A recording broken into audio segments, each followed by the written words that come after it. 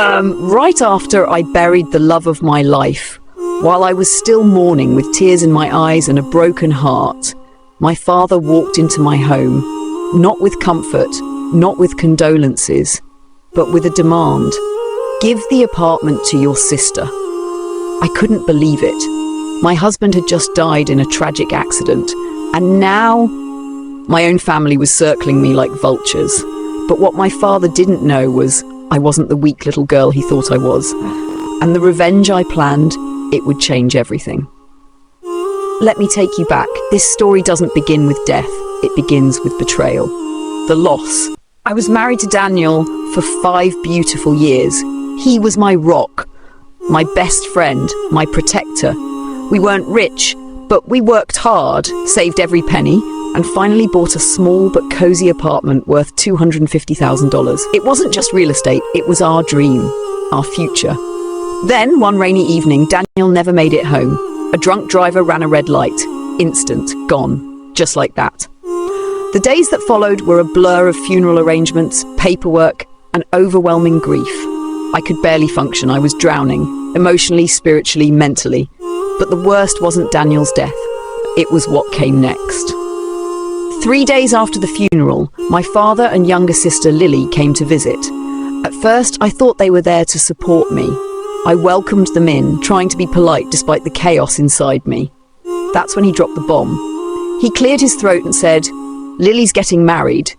She needs a place to stay. You're alone now. Give her the apartment." I blinked, thinking I misunderstood, but he repeated it, louder this time, as if it was obvious, as if I didn't just lose everything. "You're a widow now," he said. "No children, no husband. That apartment shouldn't go to waste." I was speechless. Lily just looked down, not even protesting. That apartment was in my name. Daniel made sure of it before he passed. And yet, my father, the man who used to carry me on his shoulders as a child, was now trying to take away the only thing I had left of my husband. You see, my father never approved of Daniel. He called him poor, ordinary. My dad is old school, obsessed with status and appearances. He always favored Lily, the golden child, the one who got everything without lifting a finger. Growing up, I was always the responsible one, the invisible one. I did the chores, the schoolwork, helped pay bills, but Lily got the gifts, the praise, the love. Daniel saw that. That's why he worked so hard to give me something that was just ours. So no, I wasn't about to give up our home. But I didn't scream, I didn't cry, I smiled. Because at that moment, I had a plan.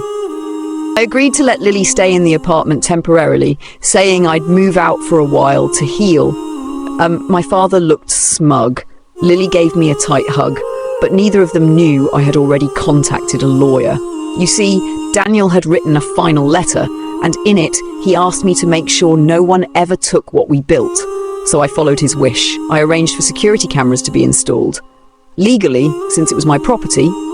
Then I told my lawyer to initiate a private trust, moving the apartment into a protected account, untouchable by anyone except me and future children, if any.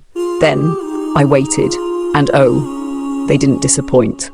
Within days, I watched the footage. They were throwing out Daniel's things, hosting guests, even listing my apartment on Airbnb. That was the final straw. One morning, I walked right in. Lily was wearing my clothes. My father was sitting at my dining table like he owned it. I dropped the papers on the counter. Eviction notice, you have 72 hours to leave. They laughed until I played the footage, until I showed them the title transfer, until I handed them the cease and desist from my lawyer. My father's face turned red. Lily began to cry, but I felt nothing. I begged you for space to grieve, I said, but you gave me betrayal, so now I'm giving you consequences.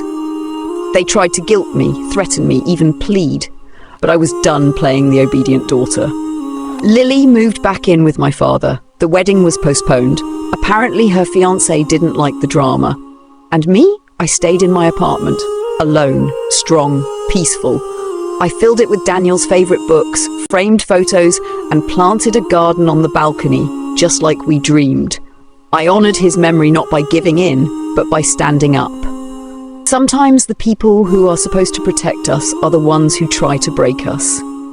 But pain can be fuel. Grief can be power. And betrayal?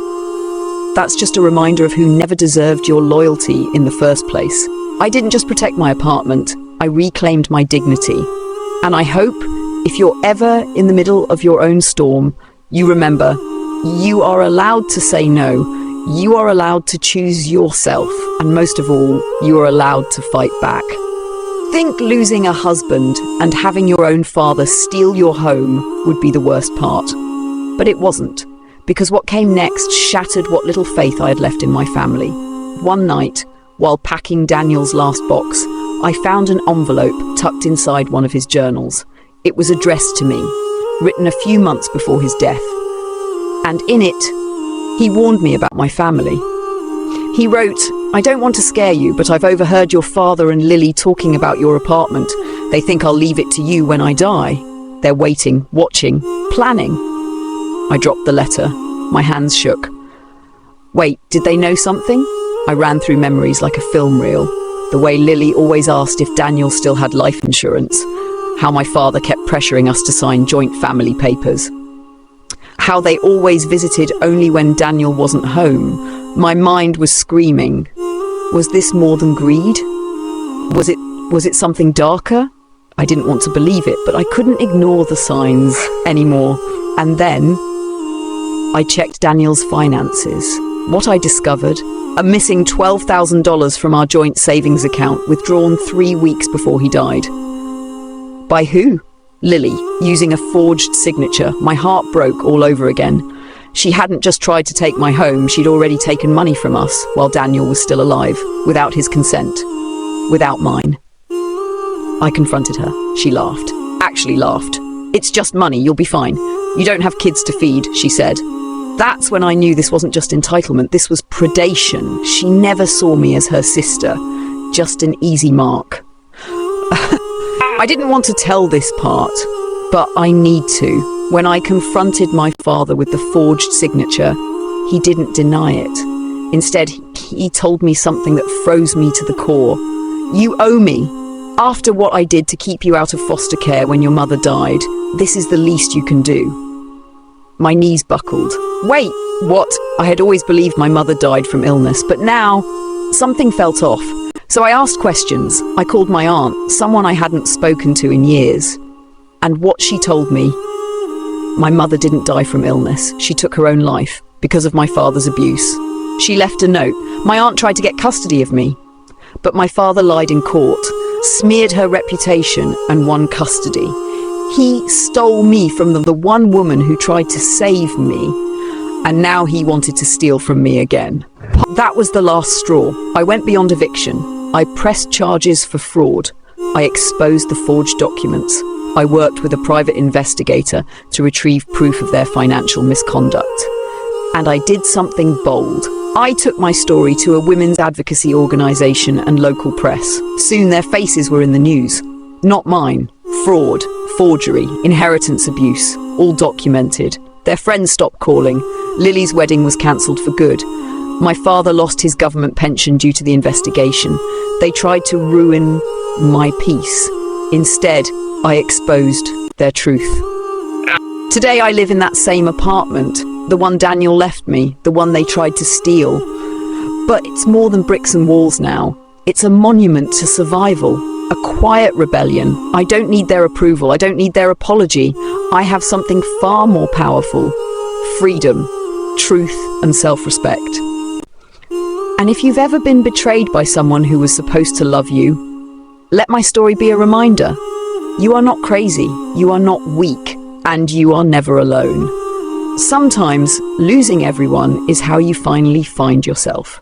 If this story touched you, or if you've gone through something similar, comment below, share your truth, or just say, "I choose myself." Because the more we speak, the less we stay silent.